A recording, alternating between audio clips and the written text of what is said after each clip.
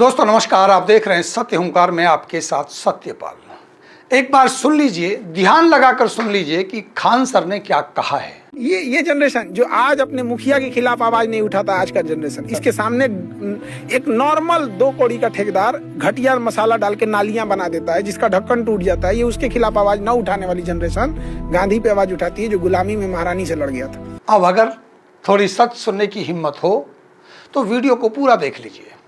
सहमति बने तो शेयर और लाइक भी कर लीजिएगा। विकास की बात करें या समस्याओं के समाधान की, मूलभूत सुविधाओं की बात करें या मानव अधिकारों की, बात किसी की भी कर लीजिए, बात भ्रष्ट आचरण से शुरू होकर भ्रष्टाचार पर खत्म हो जाएगी। क्योंकि भ्रष्टाचार भ्रष्ट आचरण से ही होता है। भ्रष्टाचार के कारण ही विकास की बात हो या समस्याओं के समाधान की या मानव अधिकारों के पतन की, तो यहीं से होता है। भ्रष्टाचार से पहले भ्रष्ट आचरण आता है। इसलिए आज हम विकास या समस्याओं के समाधान, मूलभूत सुविधाओं या मानव अधिकारों की बात नहीं करते। आज हम बात करेंगे भ्रष्ट आचरण की। इस शहर में विकास करने के लिए विकास फंड हो या विकास योजनाएं, इसका कोई अभाव नहीं रहता। केंद्र सरकार से लेकर राज्य सरकारें और निगम तक बीते सालों में भी शहर को खूब पैसा मिलता रहा है। फाइलें बनी हैं, काम भी हुए हैं, लेकिन विकास कार्यों की गुणवत्ता, काम करने का तरीका तथा प्लानिंग की कमी ने शहर की सूरत को बिगाड़ के रख दिया है। इस सब के पीछे हमने पाया कि केवल यहाँ के शासन और प्रशासन का भ्रष्ट आचरण इसके लिए जिम्मेदार नहीं है, बल्कि आपके स्थानीय नेताओं के भ्रष्ट आचरण के साथ साथ गली में कुछ नेताओं के ऐसे चापलूस, डरपोक लोग मिलते हैं जो अपने हक, हकूकों और अधिकारों पर बोलने के उलट नेताओं के तलवे चाटते हैं। और यही कारण है कि भ्रष्ट आचरण और भ्रष्टाचार को बढ़ावा मिलता है और उनकी हाँ में हाँ मिलाते हैं, गलत कामों का समर्थन करते हैं, भ्रष्टाचार को बढ़ावा देने के कारक बनते हैं। ये जानते हुए भी कि काम गलत हो रहा है, या तो चुप्पी साध लेते हैं या उनके समर्थन में खड़े हो जाते हैं। ऐसा ही एक ज्वलंत वाकया हुआ है वार्ड 26 में। राजदेव पब्लिक स्कूल रोड पर लगने वाली टाइलों को लेकर के विधायक राजेश नागर के सहयोग से करीब 50 लाख के डी प्लान फंड में से काम चल रहा था। काम में ठेकेदार बिना किसी मानक के घटिया काम कर रहा था। रोड पर रोलर तक नहीं चलाया गया।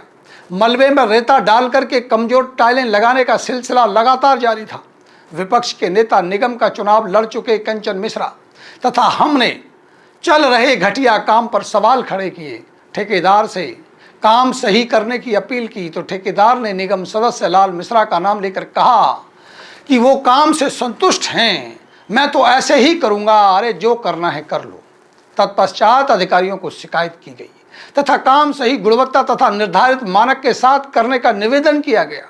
लेकिन अधिकारियों, ठेकेदार और निगम सदस्य लाल मिश्रा ने मिलकर के एक ड्रामा रचा और अपने समर्थकों को इकट्ठा कर उनसे ये कहलवाया कि स्थानीय लोगों को कोई दिक्कत नहीं है, काम सही हो रहा है, रोड रोलर नहीं चला तो क्या हुआ, टाइलों के लिए सही सरफेस अथवा बेस नहीं बना तो क्या गया, घटिया टाइलें लग रही हैं तो क्या फर्क पड़ता है, कुछ तो हो रहा है, कुछ नहीं हुआ था इतने सालों से, अरे अब तो कुछ हो रहा है तो बेहतर ही है, वरना ये भी नहीं होगा। मतलब कुतर्कों की भी कोई सीमा होती है। इन भ्रष्ट आचरण वाले नेताओं, अधिकारियों और ठेकेदारों का कहना है कि काम तो गलत ही होगा, कराना है तो कराओ वरना ना कराओ। क्या ये लोग भ्रष्टाचार के कारक नहीं हैं? और जो इनका साथ दे रहा है, क्या वो भी उतने ही दोषी नहीं है जितना ये लोग हैं? क्या हमको नहीं कहना चाहिए कि काम हो या ना हो, अगर होगा तो बेहतर होगा वरना नहीं होने देंगे।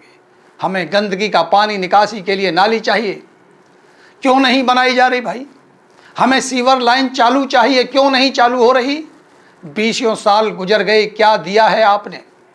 और अब जो दे रहे हो, क्या दे रहे हो? कोई आपसे भीख नहीं मांग रहा है कि जो देंगे वही लोगे तो ले लो वरना ये भी नहीं मिलेगा। आपने अपने बाप का माल समझा है क्या? ये हमारे टैक्स का पैसा है, जितना सरकार ने दिया है उतना खर्च करना पड़ेगा। जो लोग रोड रोलर तक का पैसा बचाने की कोशिश करते हैं, घटिया सामान लगाकर भ्रष्टाचार करने की कोशिश करते हैं, उनके खिलाफ अगर आप आवाज़ बुलंद नहीं करोगे तो आपके हकों की लड़ाई कौन लड़ेगा? इन नेताओं के तलवे चाटने से कुछ नहीं मिलता है। जो अब मिल जाएगा। बिल्कुल सही कहा है खान सर ने कि जो अपने हकों के लिए नहीं बोल सकता, अपने नेता से नहीं बोल सकता, वो महात्मा गांधी पर सवाल उठाता है, जो गुलामी के दौर में महारानी के सामने सीना तान कर खड़े थे। अब तो आप किसी इंसान के गुलाम नहीं हो। आज़ादी से रहने बोलने का अधिकार संविधान ने दिया है।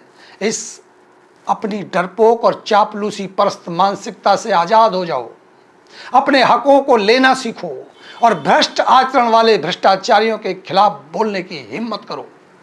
18,000 महीने सैलरी मिलने वाले नेताजी के पास करोड़ों के मकान और करोड़ों के ऑफिस, करोड़ों की गाड़ियां चंद महीनों में कैसे आ जाती हैं?